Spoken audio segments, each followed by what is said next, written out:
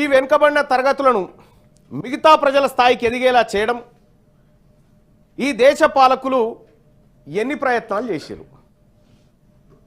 ఇప్పుడు రిజర్వేషన్లు అనేటువంటి అంశం కానీ హక్కులు అనేటువంటి అంశం కానీ అన్నీ ఆ పదార్థం నుంచి వచ్చినాయి అధ్యక్ష, ఆ సమస్య నుంచి ఉద్భవించినాయి.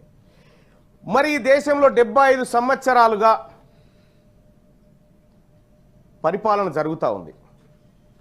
ఈ 75 ఏళ్లుగా ఈ వెనకబడిన తరగతులను ఎంత ముందుకు తీసుకుపోయే ప్రయత్నం ఈ దేశ పాలకులు చేసిరు అనేది ఒక్కసారి మనం మాట్లాడుకోవాలి అధ్యక్ష. ఇండస్ట్రీలను అభివృద్ధి చేయడం కోసం ప్రత్యేక మంత్రిత్వ శాఖ ఉంది. రహదారులు బాగు చేయడానికి రోడ్లు భవనాల శాఖ ఉంది అధ్యక్ష. పశువులను అభివృద్ధి చేయడం కోసం పశుసంవర్ధక శాఖ కూడా ఉంది. కానీ వెనకబడిన తరగతులను పైకి దేవడానికి 78 ఏళ్ల స్వతంత్ర భారతదేశంలో బీసీ మంత్రిత్వ శాఖ లేదు అధ్యక్ష.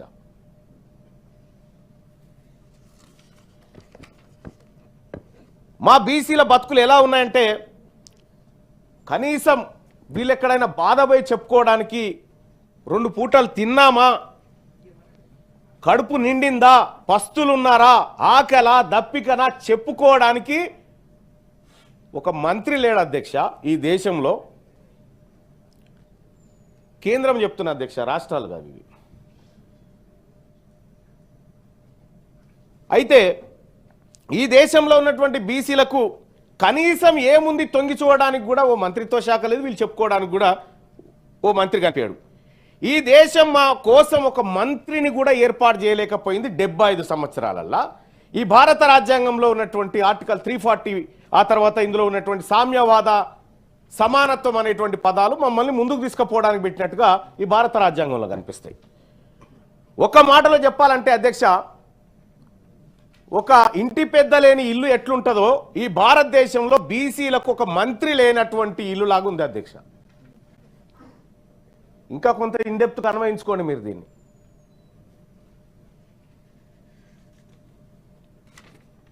దేశంలో 60% ఉన్న బీసీల వద్ద ఓట్లున్నాయి కాబట్టి మీకు మరి మా ఇంటి పెద్ద ఏడంటే ఇప్పుడు లేడు కానీ తాత్కాలికంగా గాడికి పోవని మైనార్టీ శాఖ కింద నెట్టేసారు సార్. మైనార్టీ శాఖ మంత్రి ఇప్పుడు బీసీ సంక్షేమాన్ని చూస్తాడు. ఈ భారతదేశంలో మెజారిటీ ప్రజలైనటువంటి సంక్షేమాన్ని మైనార్టీ శాఖ మంత్రిత్వ శాఖ కిందకి తీసుకొచ్చారు సార్. అది ఎప్పుడు మళ్ళా అది తెచ్చింది 2006లో ఏమో తెచ్చారు, అంతకంటే ముందు లేదుగా. ఈ దేశంలో ఓబీసీలకు ఎక్కడ న్యాయం జరుగుతుందో అని మైనార్టీ శాఖ మంత్రిని మెజారిటీ బీసీల మంత్రిగా చూపించారు అధ్యక్ష.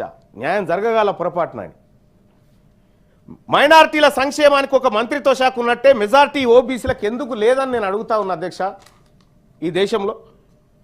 ఈ దేశంలో సుమారు 50 పైచీలకు మంత్రిత్వ శాఖలు ఉన్నాయి అధ్యక్ష. ఒక్క మంత్రిత్వ శాఖ మా కోసం పెట్టలేకపోయిన ప్రభుత్వాలు మమ్మల్ని పైకి తీసుకొచ్చే ఆలోచన చేస్తున్నాయని 78 ఏళ్ల సంధి చెప్తా ఉంటే ఆ మోసపు మాటలు ఇని ఇని ఇని ఇసుకొస్తా ఉంది అధ్యక్ష మాకు బీసీలకు. ఆర్థిక సమానత్వం గురించి దేశంలో ఉన్నటువంటి సంపద అందరూ ప్రజలకు సమానంగా పంచబడాలి, తద్వారా అందరూ ఈక్వల్గా కనిపించాలనేది మన సమానత్వం గురించి మాట్లాడుకున్నాం. స్వాతంత్ర దినోత్సవం నాడు అదే, గణతంత్ర దినోత్సవం నాడు అదే, గాంధీ జయంతి నాడు అదే మాట్లాడుకుంటాం. మరి ఆచరణలో ఎంతవరకు ఉంది దేశంలో? ఇదే భారత రాజ్యాంగంలోని ప్రియాంబుల్ పీఠికలో ఆర్థిక సమానత్వం అని రాసుకున్నాం. సోషల్ జస్టిస్, ఎకనామిక్ జస్టిస్ అని రకరకాలుగా రాసుకున్నాం. అంటే ఈ దేశంలో ఉన్న సంపద దేశంలోని అన్ని వర్గాలకు సమానంగా పంచబడాలి, తద్వారా ప్రజలందరూ ఆర్థికంగా సమానత్వం సాధించాలని పీఠికలోని ఆర్థిక సమానత్వం సారాంశం అధ్యక్ష. మరి జరిగింది ఏంది అధ్యక్ష? ఈ దేశంలో ఉన్న 140 కోట్ల మంది ప్రజలకు దేశ సంపద సమానంగా పంపిణీ జరిగి అందరూ ఆర్థికంగా ఈక్వల్గా ఉండాలని పీఠిక చెప్తా ఉంటే ఒక నివేదికను పరిశీలిద్దాం అధ్యక్ష. 1-2 నివేదికలు పరిశీలిద్దాం. WID వరల్డ్ ఇన్ఈక్వాలిటీ డేటాబేస్ అధ్యక్ష. ఆ నివేదికతో పాటు అంటే దాన్ని ప్రపంచ అసమానతల డేటాబేస్ కూడా అని అంటారు అధ్యక్ష. ఈ డేటాబేస్ని ఆక్స్ఫాము, ఫోర్బ్స్, హురూన్ సంస్థలు తయారు చేసి ప్రకటిస్తాయి అధ్యక్ష. ఈ నివేదికలు పరిశీలిస్తే మన దేశంలో ఆర్థిక సమానత్వం పెరిగిందా లేకపోతే ఇంకా దిగజారిపోయిందా మనకు అర్థమవుతుంది అధ్యక్ష. గతంలో అంటే 1972 నుంచి 73 NSSO అంటే నేషనల్ శాంపిల్ సర్వే ఆర్గనైజేషన్ అనే సంస్థ, దానికి ఇంకో పేరు కూడా ఉంది, నేషనల్ స్టాటిస్టికల్ ఆర్గనైజేషన్ అనేటువంటి సంస్థ. ఇవన్నీ సర్వే సంస్థల అధ్యక్ష. ఈ దేశంలో ఉన్నటువంటి ఆర్థిక అసమానతలు, ప్రజల మధ్య ఉన్నటువంటి వ్యత్యాసాలను ఇవి క్షుణ్ణంగా పరిశీలించేటువంటి సంస్థలు. ఈ నివేదికలు ఒకసారి చూస్తే అధ్యక్ష, ఇవి ప్రతి 5 ఏళ్ళకోసారి దేశవ్యాప్తంగా సర్వేలను బయటపెట్టాయి.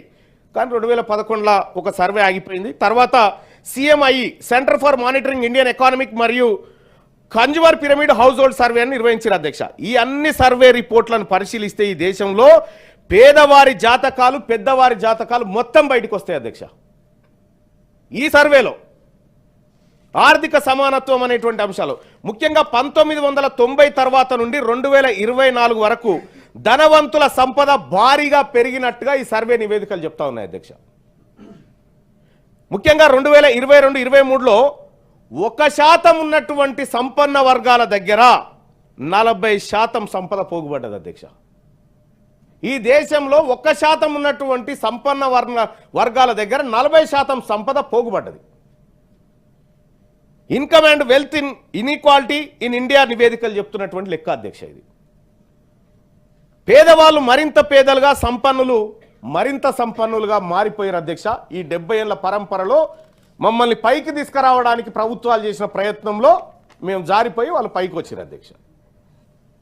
అంటే భారత రాజ్యాంగం చెప్తున్న ఆర్థిక సమానత్వం వచ్చుడు మాట దేవుడెరుగు, ఇంకా పేదలు కడు పేదలుగా మారిపోయారు అధ్యక్ష. ఈ దేశంలో 78 ఏళ్లుగా ఈ దేశ పాలకులు సాధించింది ఏంటంటే సంపన్నుల సంపద పెంచి పేదలను నిరుపేదలుగా తయారు చేయడంలో సక్సెస్ అయ్యారు అధ్యక్ష.